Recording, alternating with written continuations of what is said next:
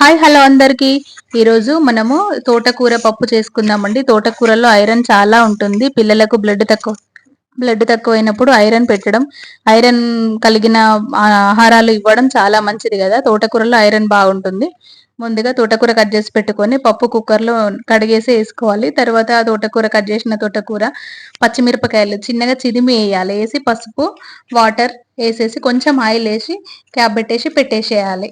Cooker whistle అవుతుంది కదా, whistle అయ్యే లోపే అందులోనే కొంచెం జీలకర్ర, ఒక రెమ్మ వెల్లుల్లి పొట్టు తీసి దంచి పప్పులో వేసేయాలి. పప్పు బాయిల్ అయింది కదా, బాయిల్ అయిన తర్వాత ఉడికిన తర్వాత కొంచెం ఒక నిమ్మకాయ సైజ్ అంత చింతపండు తీసుకొని రసం తీసి పెట్టేసి అందులో పోసి సరిపడా సాల్ట్ కారం వేసి ఏమంటారు పప్పు రుద్దే కవ్వంతో రుద్దాలి. రుద్దిన తర్వాత ఒక బాండీ పెట్టుకొని పక్కన పెట్టేసుకొని బాండీలో కొంచెం ఆయిల్ వేసుకొని కొంచెం శనగపప్పు, ఆవాలు, జీలకర్ర,